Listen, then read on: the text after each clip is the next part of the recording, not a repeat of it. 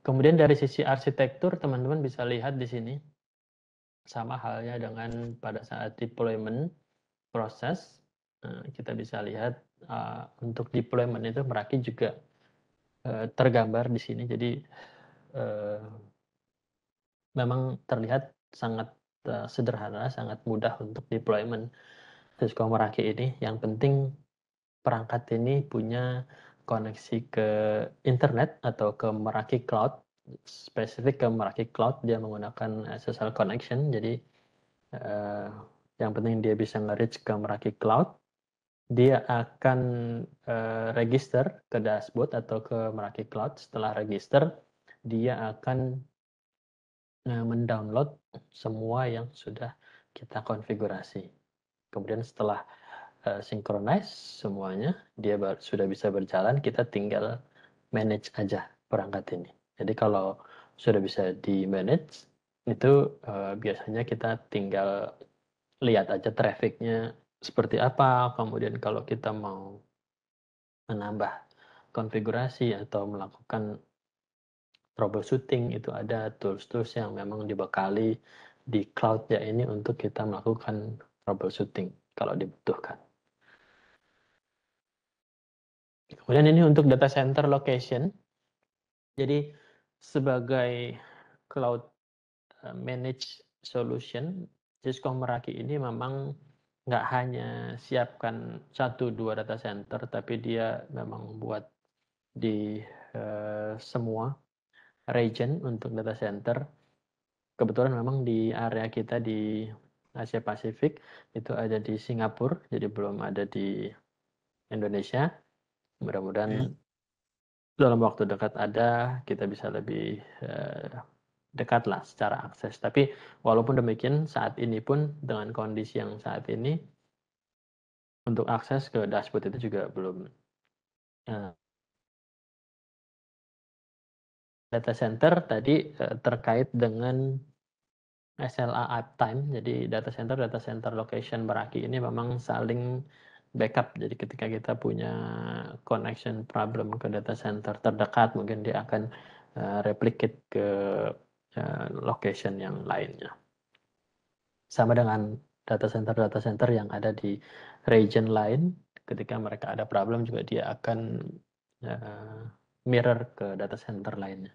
Ini untuk, eee, meningkatkan SLA tadi. Jadi SLA uptime data center yang hampir 100%, ini karena saling backup data center location Cisco Meraki. Jadi, eee, itu untuk data center. Kemudian karena Meraki ini cloud based management, jadi teman-teman yang mengadopsi solusi dari Meraki ini nggak perlu lagi pusing mikirin how to maintain, kemudian untuk firmware update, security update itu semua sudah dibuat oleh Cisco Meraki. Kita hanya tinggal mengeksekut ketika ada,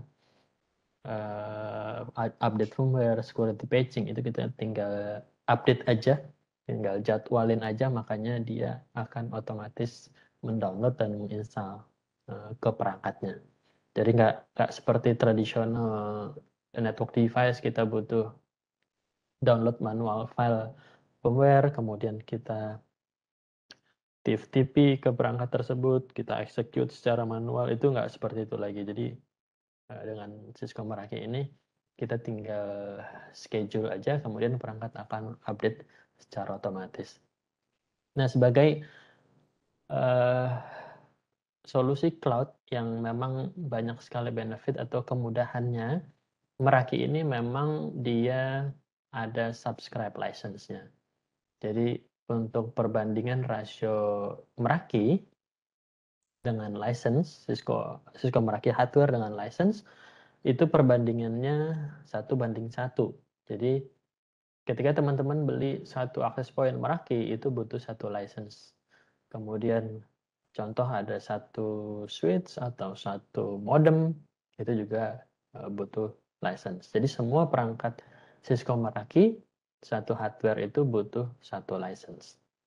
Nah, kenapa butuh license semua hardware ini? Yang pertama itu fungsi license di sini untuk kita tadi centralized management. Jadi semua perangkat Cisco Meraki akan single dashboard management, makanya dia butuh license untuk kita connect ke manajemen dashboardnya atau cloud management. Kemudian kita bisa punya juga visibility dan control. Jadi teman-teman akan lihat traffic itu dikonsumsi oleh siapa, kemudian kapan, detailnya dari visibility terhadap application, kemudian dia akses ke di jam-jam berapa aja itu kita akan punya visibility. Kita bisa lihat trafficnya dengan detail. Nah, itu butuh license itu untuk kita lihat ke sana. Kemudian setelah kita tahu visibility-nya, teman-teman juga bisa melakukan proteksi atau melakukan kontrol terhadap tadi aplikasi yang memang konsumsi bandwidth-nya terlalu besar, dia kebanyakan pakai untuk streaming yang mungkin untuk device-device tertentu itu nggak perlu atau tidak diperlukan, itu teman-teman bisa melakukan kontrol atau memberlakukan policy untuk device tersebut. License juga berfungsi untuk tadi ketika ada update firmware security update itu kita akan selalu disupport oleh Cisco Meraki untuk itu. Jadi teman-teman nggak perlu mikirin juga untuk masalah security, firmware-nya ada bug di sana sini, itu Meraki semua akan secara otomatis membackup untuk masalah ini. Jadi teman-teman tinggal terima aja nanti notifikasi ada update, ada bugs di mana dia akan di patching. Nah, itu teman-teman tinggal schedule aja kapan perangkatnya akan update.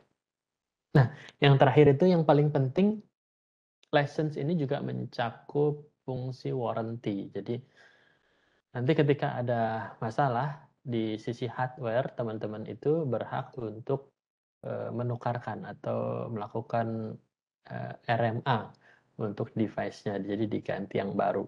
Nah, ini teman-teman tinggal open case aja bagaimana prosesnya nanti.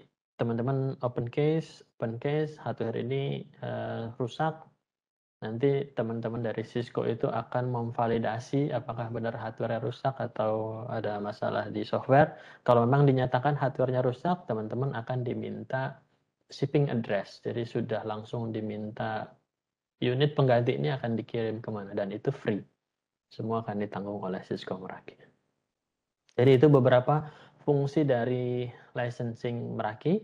Yang perlu diingat teman-teman bahwa satu hardware itu butuh satu license, dan sifatnya ini subscription. Jadi perpanjangan teman-teman nanti minimal itu subscribe 1 tahun dan maksimal itu 10 tahun.